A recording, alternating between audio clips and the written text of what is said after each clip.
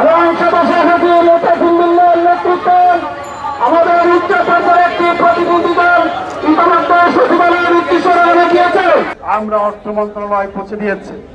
আমরা আশা করছি আমাদের যে দাবি, ইসলামী ব্যাংকের অবৈধ চেয়ারম্যানকে অপসারণ করতে হবে এবং যারা ব্যাংকের অর্থ লুটপাট করেছে তাদের কাছ থেকে সে অর্থ উদ্ধার করে নিয়ে আসতে হবে। ইসলামী ব্যাংককে প্রকৃত মালিকদের কাছে ফিরিয়ে দিতে হবে। লুটপাটকারী যারা আছে তাদের শাস্তির বিধান করতে হবে। আমাদের এই দাবিগুলো আমরা স্মারকলিপি আকারেই আমরা মন্ত্রণালয়ে জমা দিয়েছি। যেহেতু আমাদের দাবিগুলো যৌক্তিক, আমরা আশা করি যে আজকের মধ্যে আমাদের সকল দাবি পূরণ করা হবে। আপনারা সকাল থেকে কষ্ট করেই এখানে অবস্থান করছেন।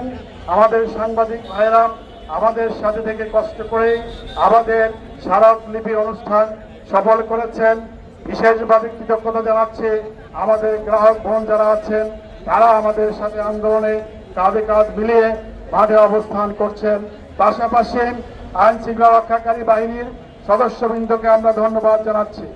আজকের মধ্যে যদি আমাদের এই দাবিগুলো পূরণ করা না হয়, তাহলে আগামীকাল আমরা সচেতন গ্রাহক ফোরাম কেন্দ্রীয় কমিটি বসে আরো বড় ধরনের কর্মসূচি ঘোষণা করব।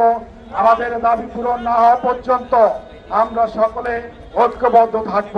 3 কোটি গ্রাহক সকলকে নিয়ে আমরা আগামী দিনে আরো বড় পরিসরে কর্মসূচি বাস্তবায়ন করার মাধ্যমে এই সরকারকে বাধ্য করব এবং বাংলাদেশ ব্যাংকের গভর্নরকে বাধ্য করব যাতে করে অবৈধ চেয়ারম্যানকে অপসারণ করা হয়।